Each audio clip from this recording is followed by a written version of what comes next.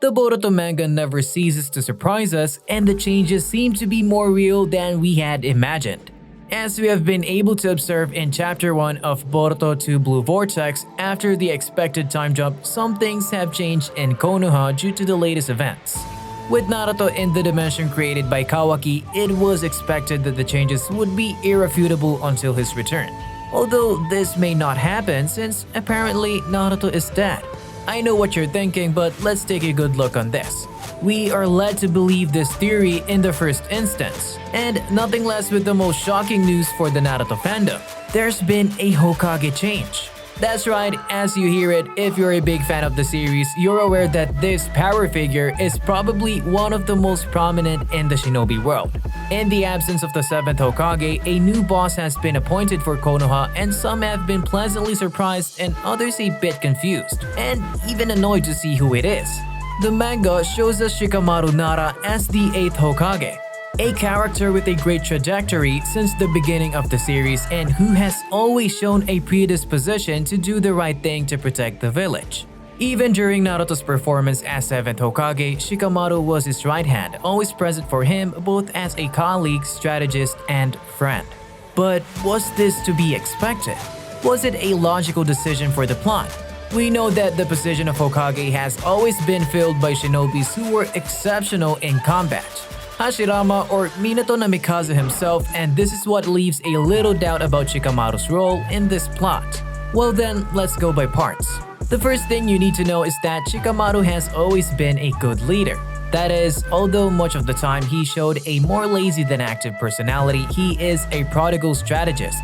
Even from an early age, mastering to perfection the jutsu of his clan, the possession of shadows, and respectfully following the footsteps and legacies of his senseis, trying to absorb as much knowledge as possible. Let's remember that out of the 12 from Konoha, Shikamaru was the only one to be promoted to Chunin at the time. And also that both Asuma and Temari pointed out on several occasions that Shikamaru could be a good Hokage. Perhaps this was all an Easter egg by Kishimoto to get us used to the idea. It should be noted that Shikamaru was always one of Kishimoto's favorite characters, and that, for example, he had planned to have him originally win the Chunin exam tournament if it had been completed. So it's no surprise that he was the one chosen for such a renowned role. This position has not been entirely a gift to Shikamaru. Admittedly, he has always been a well-rounded ninja in terms of developing strategies, which have also served him well in his combat performance. He has even been able to confront and win over enemies such as Akatsukis and lead various shinobi squads to victory, both in missions and in the times of the Great Fourth Shinobi War. His role as an outstanding leader and his ability to make crucial decisions at critical moments did not go unnoticed. Shikamaru's evolution from brilliant strategist to Hokage is a development that illustrates his character's continued maturity throughout the series. His transition from being a strategic genius in the shadows to assuming the prestigious position of leadership is a testament to his personal growth and unwavering commitment to the protection and prosperity of his home village. But this flies in the face of some of the reasons the anime and manga let us know for choosing the Hokage. Especially because it used to be said that the Hokage should be perhaps the strongest shinobi in the village. And if we look at the 7 previous Hokages, they all had special qualities in different levels of jutsus and battle specialists, which made them reach the merit of being heroes in their time and consequently the Hokage. At first glance, there is a clear difference in power between Shikamaru and the rest of the Hokages. In addition, there is also the particular situation of logic that this has in the manga. An example of this would be when the 4th Hokage passed away. At the time, since there was no designated successor, it was the 3rd Hokage who took the place. Even 14 years in the future and in his old age, Hiruzen Sarutobi occupied the position until his death. So, while Shikamaru is a very capable ninja, is he good enough to be Hokage in every way? For some fans, it made more sense for the position to be held again by the former 6th Hokage, Kakashi Hatake, who is still old enough to be the leader of Konoha. We all know that Kakashi is also a skilled strategist as well as a lethal ninja in combat. In fact, it was expected that this was the right decision for many since Kakashi, although he was not Hokage for long compared to others, he had a great time of peace. Another option to fill the position in Naruto's absence would be Tsunade Senju, who was the 5th Hokage and is one of the strongest and most recognized kunoichi in the world. Even during the post-war time and before the time jump, she was still actively working in the village. But perhaps it was not an option because of her advanced age. With all this, it is not to say that Shikamaru is a bad choice. In fact, he is perhaps one of the most qualified people to lead the position in Naruto's absence. After all, he was the one who closely followed everything the 7th Hokage did, and even represented him several times.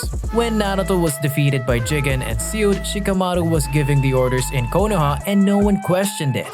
However, we must say that this is a little different. Shikamaru is undoubtedly the most intelligent Hokage of all. I would risk saying that he is smarter than Minato and Tobirama. Therefore, the power he lacks on one side more or less compensates for it with his mental capacity. Some fans compare him to Tobirama, being a Kage who will not make decisions with sentimentality but with what is necessary to get out of the conflict. But still, for some, he leaves much to be desired.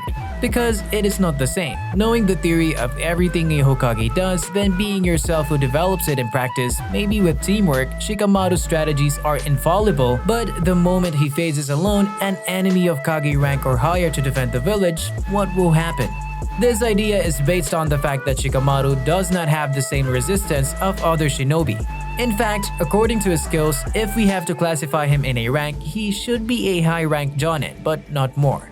Let's remember that when the Otsutsuki arrived, they were above the Kage rank in terms of combat. Even Naruto and Sasuke were defeated even though they were the strongest duo in the shinobi world, and even had Ashura and Indra energy to perform jutsus as powerful as a god level. But as far as we know, Shikamaru doesn't have anything like this. Some fans also pointed out that Konohamaru, as Naruto's disciple, has evolved enough to be named Hokage. After all, it has always been his determination to follow in the footsteps of Naruto and his grandfather. But again, compared to other Kages, Konohamaru also lags far behind the range of ability that they have had. And these theories do not remain among fans. Because even in the plot, characters like Sarada Uchiha made reference to her dissatisfaction with the decision to appoint the new Hokage. She makes a reference to the fact that her example is Naruto, not him. So this lets us see some kind of tense situation in the key characters of the plot. Besides the fact that Shikamaru is worried about this situation, especially since Code has already invaded the village with what appears to be clones of the Ten Tails, in the midst of all this has come up the return of Boruto. But in view of the fact that he has a high chance of being treated as an enemy, it is up to Shikamaru to make the right decision. It is at this point where it is obvious that Shikamaru is still a good choice to make the right decisions under pressure.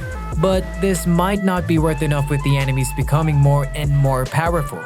Another key point to think about is what will happen if Naruto returns. Currently, everyone in Konoha believes that Naruto died at the hands of his son, all due to the omnipotence ability that Ada and Kawaki used by combining their powers. But per se, he has not been declared deceased. Keep in mind that this is all Kawaki's way of rewriting the story. A sign that Naruto might be alive is that we are shown the dimension where he is trapped and neither he nor Hinata have aged. So Naruto could be coming back. Those who have been following the plot and Shikamaru's characters for years specifically believe that he might return to hand over the position to Naruto.